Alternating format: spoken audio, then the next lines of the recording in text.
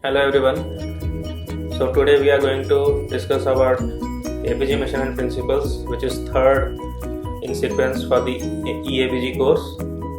Myself, Dr. Samir, Assistant Professor, IMS and Some Hospital, Bhubaneswar, will tell you about the ABG machine. So as we know, ABG is a very important tool that we daily use on daily basis in the ICU for monitoring a patient. So today I will tell you how the machine works and what are the principles used behind the machine and its calculations. So basically there are two measurement principles, potentiometric method and the amperometric method. The potentiometric method is that the change in potential difference which is generated when the ions migrate across a membrane is measured, and that gives us an idea about the concentration or the value of that particular parameter like pH, sodium, potassium, chloride. The amperometric is what the migrating ions are subjected to a potential difference, and the current generated because of the change in concentration or the flow of electrons due to the different concentration of the particular parameter, the it is calculated depending on the ampere generated. So that is amperometric. So oxygen, glucose and lactate are the parameters that are used that use the amperometric method. Now coming to pH as we know expresses the acidity or alkalinity of the solution, like in our case blood. So it is the logarithm of reciprocal of hydrogen ion concentration. It is derived from the Nernst equation. The gold standard for measurement of pH is the Harnett cell. So this is the Nernst equation. This is a schematic diagram of the Harnett cell. So there is one silver electrode, there is a platinum electrode. This is the buffer solution or the reference buffer solution being investigated, that is the blood in our case. And here hydrogen gas is put into this solution, and then the potential difference is generated. This is the actual Harnett cell. So this is your silver electrode, this is a platinum electrode, this one, and here the sample solution or the blood is put, or any normal solution whichever solution's pH we want to calculate is put inside this, and the pH is calculated using the Nernst equation.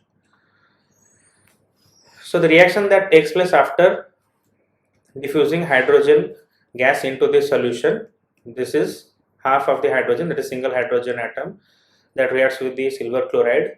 Silver is reduced, so oxidized to silver ion, and H plus and Cl minus is produced. Now this reaction generates a current E, which is used in the Nernst equation to calculate the concentration of a particular ion. Then came the glass electrode which was used by Max Kramer for measuring the pH of a given solution or blood.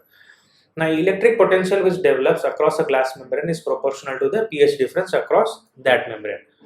Over the time, it was seen that the best ideal mixture for that glass was 72% silicon dioxide, 6% calcium oxide and 22% disodium oxide. Now this is like a schematic diagram. This is the glass membrane 0.1 millimeter, this is the hydrated gel surface 10 nanometer, both the sides. This is a known solution with fixed hydrogen activity, known pH, and this is the unknown hydrogen activity or our blood, unknown pH.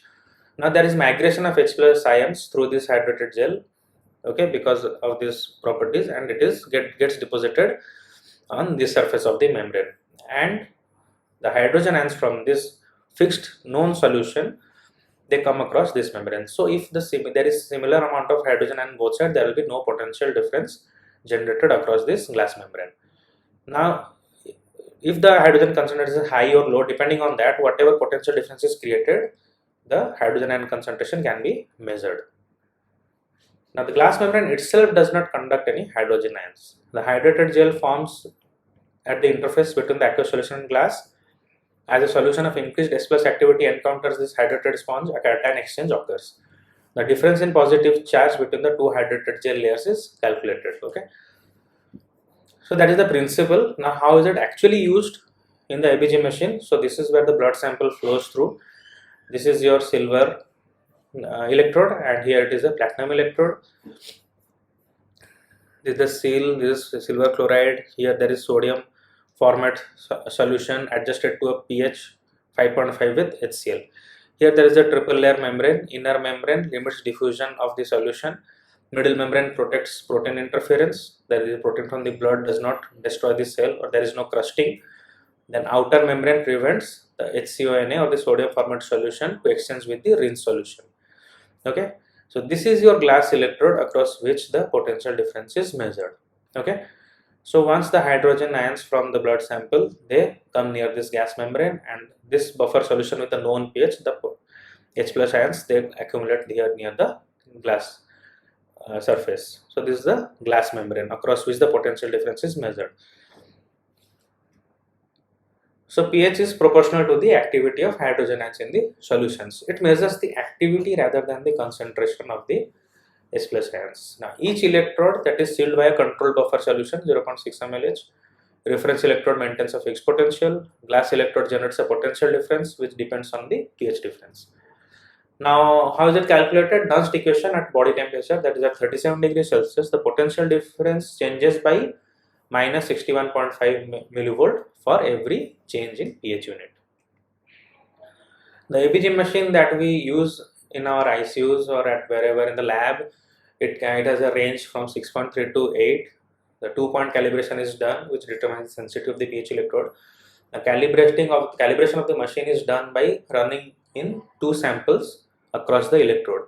One solution has a pH of 7.4, another solution has a pH of 6.9, so that we know that the machine is properly calibrated. When a pH solution of solution 1 with a known pH of 7.4 is passed, the machine reading should be 7.4, and when solution 2 is passed, the pH with 6.9, the machine reading should be 6.9.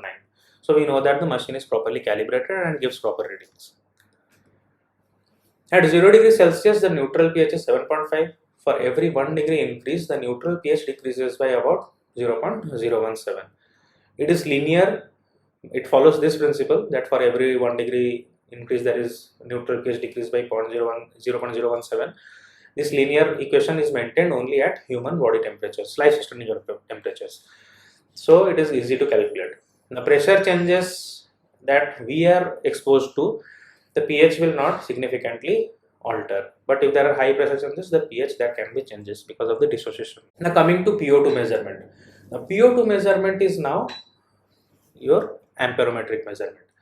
Okay, so the alveolar gas equation, PaO2 is depends on the FiO2, atmospheric pressure, your vapor pressure, and your PaCO2 and respiratory quotient. And using this formula, we can calculate the alveolar oxygen concentration.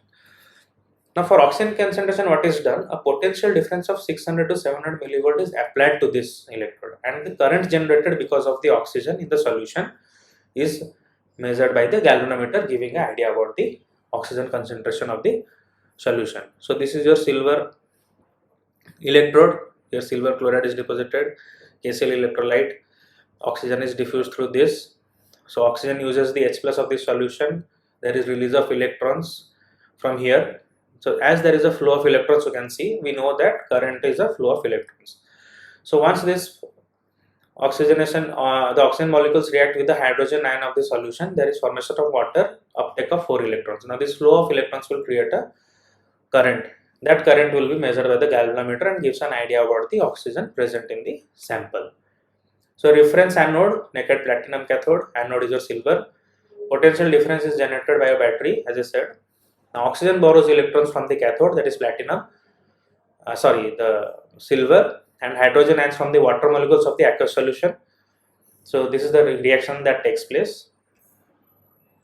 The silver cations join with the chloride in the KCl electrolyte, and it forms silver chloride, which we saw was deposited on the silver electrode. This. Now the flow of electrons represent a current, so which can be calculated by I is equal to sensitivity of the electrode into the partial pressure of oxygen sample in the sample and zero current, that is the current in the circuit when the PO2 is 0. So from here we can calculate the PO2 by using the current generated. So the oxygen electrode is generally known as the Clark oxygen electrode. A silver anode and a platinum cathode are suspended in electrolyte. Oxygen is dissolved in the electrolyte. A voltage of known magnitude, like I said, 700 millivolt is applied, and the current gradually increases with increasing of oxygen concentration. As the we gradually increase the voltage, the current also increases. At one particular point of time, there reaches a plateau where the reaction is now dependent on the oxygen rather than the voltage. That is, if we increase the voltage, the current will not increase, whereas the oxygen concentration will now detect the current generated. The plateau correlates to the oxygen tension in the electrolyte.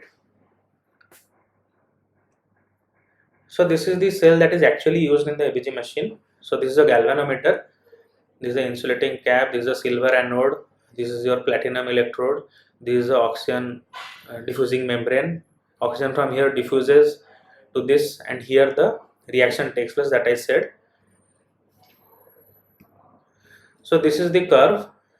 As the potential difference is gradually across those two is gradually increased, the current produced is gradually also gradually increases. The current produced is maximum at 770 millivolt. The plateau is reached here. Okay, then after that onwards, it depends on the oxygen concentration rather than on the potential difference millivolt applied. So as the current increases, the current produced increases. We have a PO2 at a potential difference of 700 millivolt. This is a linear equation. So as the current increases, the PO2 in the as the PO2 in the solution increases, the current produced also increases. So accordingly, we can have an idea about the PO2 or the amount of oxygen present in the given sample. Now, use of 700 millivolt is impossible in clinical situations. Plateau of the current versus voltage curve is determined by the PO2. So the rate of diffusional supply of O2 to the cathode is related to the partial pressure of oxygen in the sample.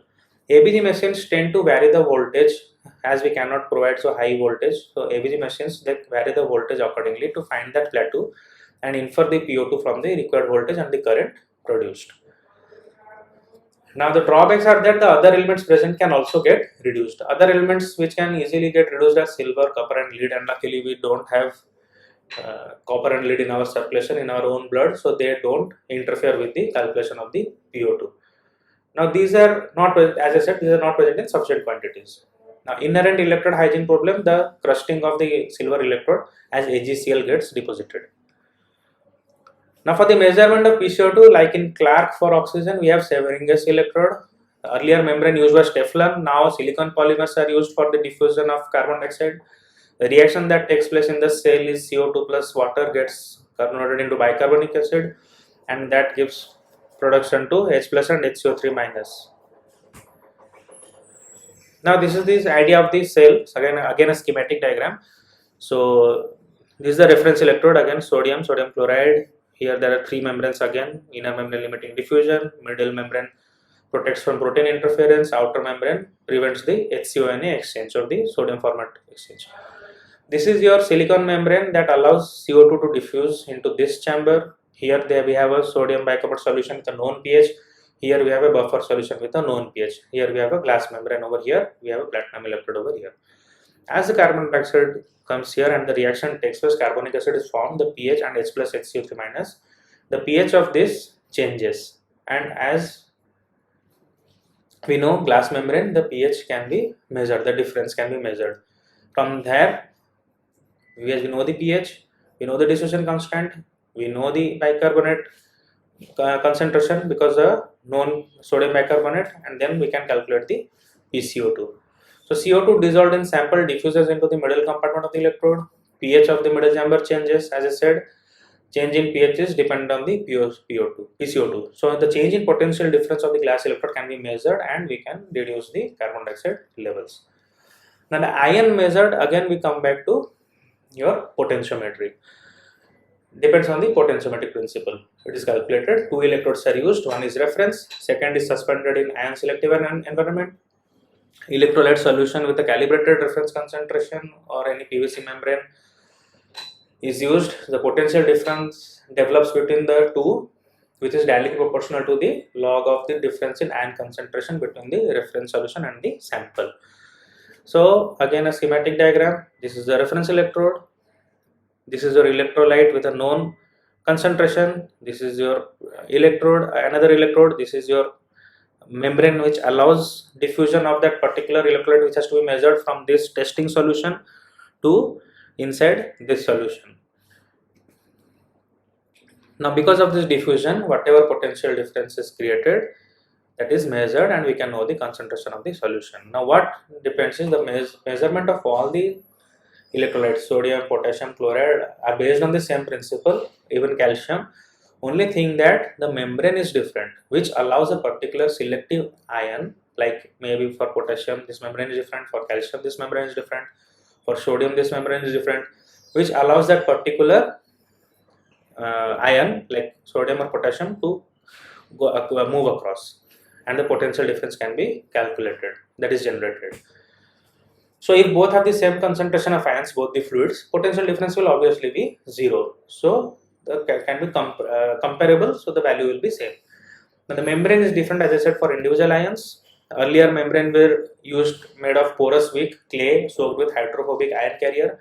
Now it has been replaced by PVC membrane. They have special characteristics to each PVC membrane, we will discuss. So earlier it was clay like, now it is PVC membrane. Now for potassium electrode, PVC membrane has been loaded with valinomycin. Now valinomycin is a macrolide antibiotic with a ring shaped molecule. It has a gap in between which fits only the potassium ion. So it is selective for potassium ion. For sodium, glass is effectively sodium selective. So that composition of the glass, 11 moles of disodium oxide, 18 moles of aluminum dioxide, and 75 moles of silicon dioxide per every 100 ml. For calcium, 1:3:1 proportion composites of PVC, tributyl phosphate, phenol trifluoroacetone, which is a calcium chelator. But nowadays ETH-129 molecule is used. For chloride, organic, inorganic, hybrid gels matrices, which are 10% tridodecyl methylammonium chloride, 57% diisodecyl adipate, and 33% PVC. Now what are the factors that can change the calcium concentration or the calcium calculation? Is albumin, pH, lactate, phosphate, bicarbonate, citrate, heparin, and free fatty acids. Like higher albumin, decreased ionized calcium, increased pH, decreased ionized calcium. So accordingly we can know which factor affects the calcium levels in the ABG machine. Now how is glucose measured? Glucose electrode is again a multilayer membrane. We have a glucose permeable outer membrane, a glucose oxidizing middle layer, rich in glucose oxidase, a peroxide permeable inner membrane. So glucose enters the middle chamber, it gets oxidized by glucose oxidase, and we have hydrogen peroxide is generated. Now the hydrogen peroxide is generated here. This contains the glucose oxidase. Now this is a hydrogen peroxide permeable membrane. So the hydrogen peroxide that is created here because of the oxidation of glucose is now as it is permeable, it moves into this chamber, and then we can measure the current generated. Now this takes place only on when it is polarized by a voltage of 675 millivolts. This reaction takes place. The measuring range for this machine, ABG machine, for glucose is 0 to 60 millimoles per liter. Now for lactate, instead of glucose oxidase, we have lactate oxidase as that point. Again, hydrogen peroxide is produced, that is permeable. The hydrogen peroxide permeable membrane, hydrogen peroxide goes here. Here the reaction takes place, electrons are freed, current is generated after a supply of potential difference across the two leads. The current generated is measured, and we can know the concentration of the lactate. The range is 0 to 30 millimoles per liter. Now coming to bicarbonate, while all these parameters till now that I have said, they were calculated. They were directly measured using the potentiometer or amperometric formulas. But bicarbonate cannot be directly measured. It is a calculated parameter. From whatever values we calculate using the above methods, from there we have to derive the bicarbonate using the Henderson-Hasselbalch equation. Thus we need PCO2 and pH to calculate the bicarbonate. These are the equation used. So actual bicarbonate and standard bicarbonate difference is actual bicarbonate is the bicarbonate that is present in the solution in the sample or the blood sample. Now standard bicarbonate is bicarbonate that should be if all the non-metabolic influences were corrected. that is equilibrated with the normal PaCO2 levels at a normal temperature. If the blood sample was at 37 degrees Celsius with a PaCO2 40 and a PO2 of 100, then what would have been the bicarbonate is your standard bicarbonate. That actually represents the buffering capacity of the blood. So this is the calculation which has been corrected for total blood hemoglobin concentration. Base excess again similar. The concentration of a titrable base to a pH of 7.4 at a normal PaCO2 at 37 degrees Celsius is what is the base excess. That is in our blood sample how much excess of base is present. So the titratable base, to bring the pH of the sample to 7.4, how much of base is necessary? That is the base excess. Suppose our blood is alkaline, so we need the extra base present that can bring the pH of blood to 7.4. That is your base excess. Suppose the pH is acidic, we have a base excess in negative. Okay, so that much of base deficit we have. If that much of base is given to the patient, the pH will come to 7.4. So that is the base excess. So this represents the metabolic contribution only. Any deviation from normal pH by 0 plus minus 3 solely cause of respiratory component. The standard base excess also takes hemoglobin into account, as we saw in case of bicarbonate. This is calculated by the Van-Slyke equation. Van-Slyke equation by Sigard and Anderson, again very complex, but uses bicarbonate, hemoglobin and pH to calculate. Base excess is unaffected by the respiratory acid-base disturbances unless they provoke metabolic compensation. So take home that we have two methods, principles to calculate our blood parameters in ABG. Potentiometric electrodes are used for calculation of pH or electrolytes like sodium, potassium, chloride, calcium. Amperometric is used to calculate oxygen, glucose, lactate, carbon dioxide. Now all are measured this against a calibrated fluid with a known parameters. Like we had in case of oxygen, we have a known fixed pH is present, like in carbon dioxide, and with known bicarbonate concentration is present. So accordingly that we can measure. So against a fixed known parameter. Now bicarbonate and base excess, they are calculated from the pH and PaCO2 and not directly measured. Now, standard base excess and standard bicarbonate are more practical parameters than actual base excess and bicarbonate, because it is in the ideal situation, like I said, 37 degrees Celsius, PO2 100 and PaCO2 40. Thank you. That is all about the ABG machine. If you have any doubts, do let me know in the comment section. Thank you.